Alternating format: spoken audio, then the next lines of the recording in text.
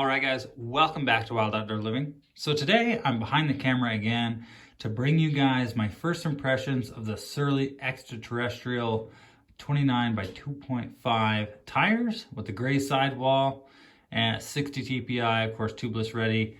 And these, I gotta be honest, I've been pretty impressed with so far.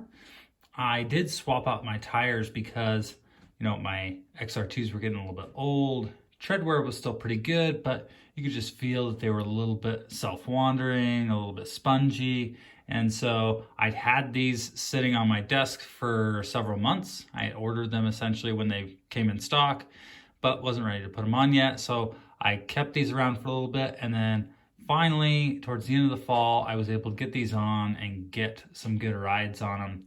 So these are 29 by 2.5s. They are on my Surly Krampus, which of course has room for up to 3-inch 29er tires. As you can see with the 2.5, we've got tons and tons of clearance there. So nice thing about this setup is really what I use this bike for most of the time is for riding around town, riding gravel roads. And so I thought it'd be really nice to have a fast rolling tire that had enough tread to keep itself stable, but was quieter and faster than a lot of your cross-country mountain bike tires out there on the market. And I felt like 2.5 was probably the narrowest I would want to go on this bike. Bottom bracket height is still great, but this is probably the smallest I would go. I'm gonna cut real quick to my installation and kind of my first impressions putting them on. All right, just installed these Surly Extraterrestrial 29 by 2.5 tires on my wheels, and I'm going to be putting them on the bike here in a second. I did get the front wheel on, so installation was pretty easy. Tires definitely have a thicker feel than the Bontrager's do. They feel a little bit heftier for sure. Definitely feel heavier, but not overly like rigid. I would say they feel like a quality tire, but a much burlier tire than the Bontrager's. Just first impressions installing these, they installed great. I inflated them with my floor pump. Didn't even have to get like aggressive about it, just aired them up, and they seated at 40 PSI. They did seat very loudly, so be aware of that on some wheels. These may be kind of a popper for you if that's something that you're anxious about. Nice thing about it too, the gray sidewall is just on the sidewall, so there's a black strip all the way around the tire. So, if you can't see that black strip, you haven't seated yet.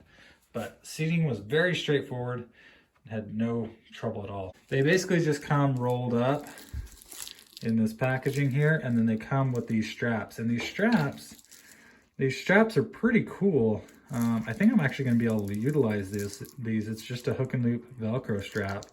They seem like, they're maybe not the most amazing in the world, but I could definitely use those, on a fork bag or something like that. So yeah, got 2 of those now. All right, now that we're back, let's talk about ride quality. So these are a little bit thicker, and so some people would say that shouldn't be as supple. My finding is that as long as the casing isn't too thick, having a more stable casing allows you to run the pressure a little bit lower without the tire feeling like mush. So some of these really thin tires, they're so thin that I find myself having to run a little bit of a higher pressure just so I can get that stability back that I want. So it's going to depend on personal preference, but my experience was at 20 PSI that these are feeling pretty supple and also really predictable and really supportive. So they feel like they'll be a pretty tough tire.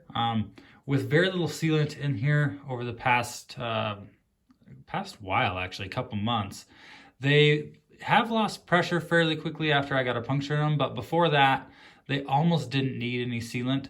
So, of course, you should put sealant in your tires. You need it if you get a puncture, but the casing itself seems to be pretty airtight. So that's been pretty nice. In terms of the actual tread performance, what I've noticed is these are very quiet. They roll quite fast. They're not quite as fast as you would maybe expect a full slick to be, but much quieter than the XR2s. Gravel stability is actually very good. I didn't notice any real difference in handling over the XR2s, at least any worse. They seem to be pretty comparable. So if you're looking at comparing these to a cross-country tire in terms of handling off-road, they're going to be pretty similar. Obviously, our knobs are a little bit closer spaced. That probably won't do as well in mud.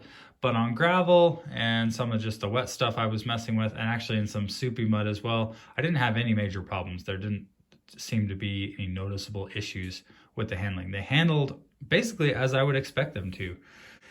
These are meant to be, you know, kind of a touring level tire, you know, high tread wear, good durability. So we're going to see how they are long term, and then I'll report back to you. But so far, I've been really pleased with them. And of course, the looks, I mean, you can't ignore that. I think gray sidewalls are in right now.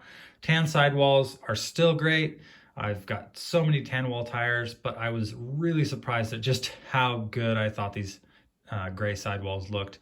Of course, that's personal preference. You may think this looks ridiculous, but from my perspective and from most of the people I talk to, the gray sidewall is definitely doing it right now. So if you guys have any questions, please leave them in the comments down below. Overall, we'll see how they do long term, and we'll catch you later.